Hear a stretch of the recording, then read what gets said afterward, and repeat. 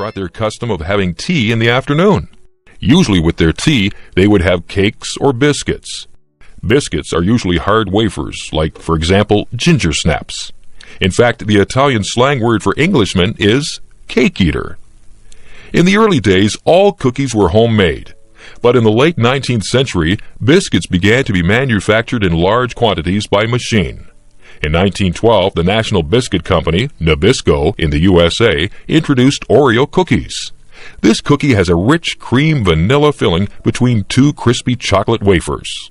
This product was designed to meet the demand for an English-style biscuit. Oreos were good to dunk in a drink, to eat whole, to eat in parts, or to use in cooking. Oreos have become both America's and the world's favorite commercial cookie. New varieties of Oreos are added regularly to the original product. Although commercial biscuits like Oreos are very popular, many people prefer home-baked ones. In fact, there is a whole line of commercial cookies called home-style, which try to imitate homemade cookies.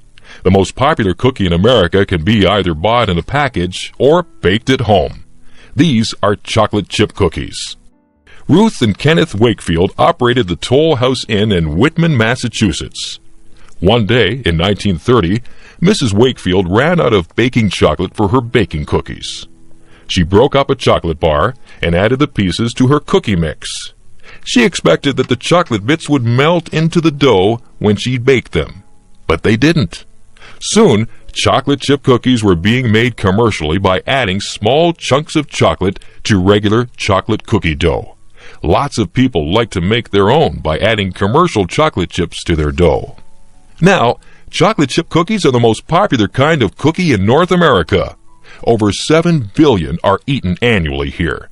Half of all the cookies baked in American homes are chocolate chip cookies. Experiments in baking and packaging have led to new kinds of cookies. Recently, soft cookies have become very popular. Since they are packaged in foil, they can stay fresh and soft for many months. It seems likely that the love of cookies will be around for a long time. Florence Nightingale. It could be said that Florence Nightingale was responsible for inventing modern nursing. Indeed, Nightingale did open up the professions to women generally. Her example and influence during the mid to late 19th century were an important factor in opening doors to women. Nightingale's own life reflects many of these changes. She was born in 1820 and was one of 2 daughters of a wealthy English family. Her mother was a beautiful society lady who had once turned down a favored suitor because he was not wealthy enough.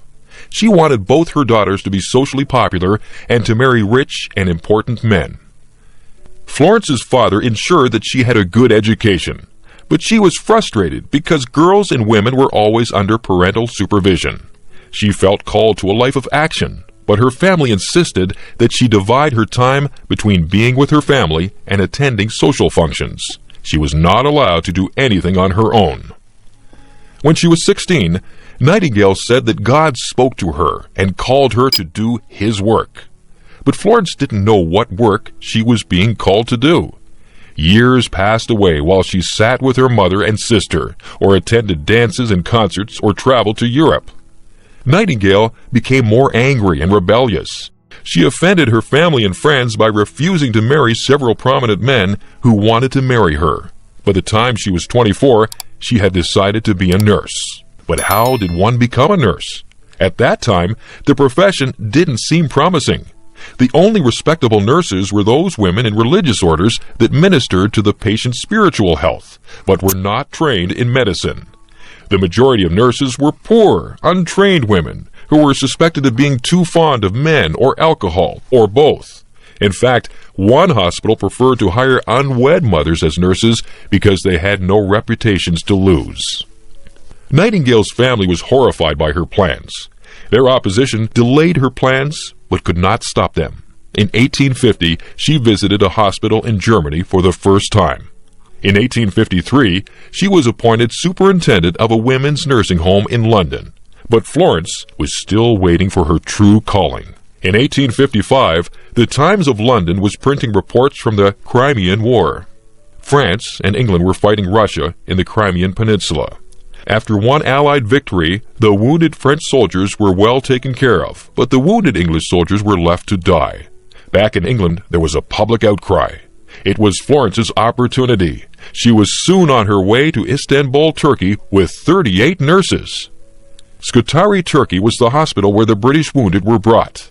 This so-called hospital was a death pit, where 42 out of every 100 men died. The army was unwilling to listen to Miss Nightingale or to let her tend the wounded.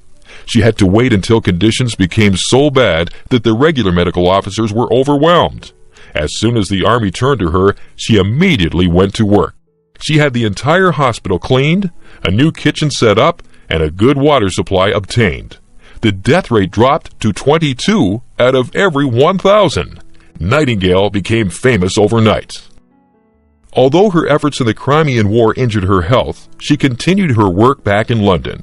She published a 1,000-page report on medical conditions in the British Army, several books on nursing, and her own proposals and suggestions. She also set up a training school for nurses. Long before her death in 1910, she had seen nursing become a well-established profession. Almost single-handedly, she had helped to bring about proper treatment of the sick and injured. Harriet Tubman. Before the American Civil War, the economy of the southern states was based on the use of slave labor. The social and political leaders of the Old South were the plantation owners. Many of these owned hundreds of black slaves. The slaves were mainly used to pick crops, like cotton and tobacco. Harriet Tubman was born in 1820 in the state of Maryland. As a girl of 7, she was sent into the fields to work with the adult slaves. The slaves worked from sunrise to sunset, picking the crops. Often they sang songs while they worked. Slaves were not taught to read or write. It was feared that reading and writing would help slaves to escape the plantations. Harriet Tubman was illiterate. Later in life, when she was in danger of being captured, she picked up a book and pretended to read it. This fooled the bounty hunters. When she was 15, Harriet helped another slave to escape. The overseer was so angry with her that he hit her over the head with an iron weight. Harriet was knocked unconscious for many days. All the rest of her life she suffered from headaches and sudden sleeping spells. Harriet escaped from the plantation to Philadelphia, Pennsylvania. Since Pennsylvania was not a slave state, Harriet was fairly safe there. She was able to return secretly to the plantation and bring the rest of her family to freedom. There were already people working to bring black slaves up from the South to freedom. These people, both white and black, used the language of the railroad. Escaped slaves were called passengers, safe houses were called stations, and the guides were called conductors. Harriet soon became a conductor in the Underground Railway. In 1850, the American government passed a second Fugitive Slave Act. This put more pressure on northern states to return escaped slaves to the South. Because of this, the Underground Railway went further north to Canada. In 1793, Upper Canada, Ontario, had passed a law bringing a gradual stop to slavery. In 1834, slavery was abolished in the whole British Empire. A lot of escaped slaves had come to Canada before 1850, but now nearly all escaped slaves tried to go there. Harriet Tubman rented a house in St. Catharines, Ontario. This provided a shelter for new arrivals. Harriet made about 11 trips from Canada to the U.S. during these years. In all, she brought back about 300 people. Escaped slaves had to travel by night and suffered hardships in bad weather. They had to hide during the day wherever they could. Harriet did not allow any passengers to turn back. That might endanger the whole Underground Railway. When the slave owners heard about Harriet, they offered a reward for her capture, but no one caught her or turned her in. When the Civil War broke out in 1861, she acted as a spy for the northern states. After the war, she married a black American soldier, Nelson Davis. In 1869, a book was written about Harriet Tubman. Black slaves knew Harriet as Moses. The Bible tells the story of how Moses led the people of Israel out of slavery in Egypt. He led them north to Palestine. In the same way, Harriet Tubman delivered many of her people from slavery and led them north to freedom. Hernias repaired here. A hernia occurs when there is a tear or weakness in the muscle layers of the abdomen. This allows the intestines to push forward into the gap. Usually the person feels some discomfort and may notice an egg-shaped swelling. In a few cases, the muscle layers may clamp down on the protruding intestine and cut off its oxygen supply. This can result in death if medical help is not readily available. Hernias are more common in men than women and are often related to lifting heavy materials. Although most hernias are not a serious threat to health, they usually get worse over time. The only cure is surgery to repair the cut, tear, or weakness. As with any surgery, time in a hospital is usually required for recovery. This proved to be a problem in Canada during World War II. Many young men were declared unfit for military service because they had hernias. During the war, there was a shortage of doctors and beds for hernia repair. A Toronto doctor, Dr. Edward Schuldeis, decided to address this problem. He personally operated on 70 of these young men using a technique of his own. This Schuldeis technique allowed the patients a quicker recovery time than the usual method. It also had a much lower rate of complications and failures. After the war, Dr. Schuldeis opened his own hernia clinic for the public. In 1953, a second hospital was started in Thornhill, just north of Toronto, and today all surgery is done there. The Schuldeis Hospital is located on a beautiful piece of land with a valley on one side and a golf course on the other. The large grounds have wonderful gardens and flowering trees. There are nature paths for patients to walk on. The building itself is not a regular hospital, but more like a hotel or residence where patients can play the piano, shoot pool, play shuffleboard, or practice their putting. The hospital now has 89 beds, and an average of 30 hernia operations are performed daily. Since all the surgeons are specialists, their level of skill is very high, and less than 1% of operations need to be corrected. The worldwide rate of failure is around 20%. For patients, the good news is that everything at the hospital is directed to repairing their hernia and aiding their recovery as quickly as possible.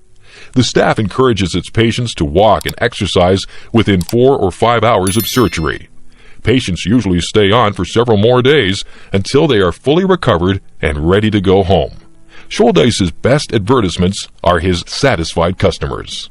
Hernia patients come not only from Canada and the United States, but also from many countries of the world to receive the best possible treatment. Schuldeis remains the most famous hospital in the world, devoted entirely to the repair and treatment of hernias. Julie Andrews. Julie Andrews, born Julia Elizabeth Wells, was born on October 1, 1935. She lived in a small town called Walton-on-the-Thames in England, which is south of London. Her father, Ted Wells, was a teacher, and mother, Barbara, was a pianist and piano teacher. She also played piano for her sister's dancing school. Julie learned ballet and tap as a toddler from her aunt, Joan Morris. By the time Julie was 3, she could read and write. When Julie was 4, her parents divorced, and Barbara married Ted Andrews, a performer during the war and an excellent tenor. He soon began giving Julie singing lessons. At 7 years of age, Julie had an unbelievable range of 4 octaves. She soon changed her last name to Andrews, the last name of her stepfather. As she grew older, Julie became one of England's most popular performers. In early childhood, Julie loved to play with her 2 younger half-brothers, but soon went on to stardom. At age 12, Julie was cast in a London play and stopped the show with her remarkable talent. She starred in many different BBC productions during the 40s. Later, she starred in many Broadway plays such as The Boyfriend, My Fair Lady, and Camelot. It was the latter play that Walt Disney made a special trip to New York to see, and he decided then and there that Julie was perfect for the role of Mary Poppins in the film of the same name. Mary Poppins was the high-spirited magical nanny of Jane and Michael Banks, 2 small British children. Julie also starred in many other films, such as the Americanization of Emily, Hawaii, Thoroughly Modern Millie, and my personal favorite, The Sound of Music. In this production, she plays Maria, the lively governess of Austrian naval captain George von Trapp's 7 children, Liesel, Frederick, Louisa, Kurt, Brigitta, Marta, and Gretel. Another of Julie's talents is writing. 2 of her best-known books are The Last of the Really Great Wang Doodles and Mandy. Julie also has 5 children: a daughter, Emma Kate Walton, from her marriage to Tony Walton, 4 children from her second marriage to Blake Edwards, 2 of whom were from Blake's previous marriage, Jennifer and Jeffrey, and 2 who were adopted from Vietnam, Amy and Joanna. In 1998, tragedy struck Julie. She lost her extraordinary talent for singing due to surgery on her throat in order to remove a benign tumor. A year later, she made an attempt to sing again. However, her voice will never be the same. Julie has recently been on Britain's Royal Honor List and is now a dame. Potato chips and corn chips. The story goes that the potato chip was invented in Saratoga Springs, New York in 1853. Multimillionaire Cornelius Vanderbilt complained to the chef that his fried potatoes were sliced too thickly. Chef George Crumb responded by slicing the potatoes paper thin and frying them in hot oil. The potato chip became an instant success. Many companies have made large profits on chips. The most successful brands are associated with the Frito-Lay Company. Herman W. Lay of Nashville, Tennessee was selling potato chips from the back of his car in the early 1930s. He soon became a successful distributor for a brand of potato chips which were made in Atlanta, Georgia. When that company ran into financial problems, Lay arranged to buy them out. It now became H.W. Lay and Company. Meanwhile in Texas, Elmer Doolin was trying to sell chips made from corn dough. This was an old Mexican recipe which Doolin had found in San Antonio, Texas. At first, these Fritos corn chips were made in Mr. Doolin's mother's kitchen. It took a few years before they sold very well. Mr. Doolin moved the company to Dallas and began to expand his market. In 1945, he granted the H.W. Lay Company the rights to make Fritos corn chips for the American Southeast. In 1961, the two companies merged to become Frito-Lay Incorporated. In 1965, Frito-Lay merged with Pepsi to become PepsiCo Incorporated, one of the largest snack food and beverage companies in the world.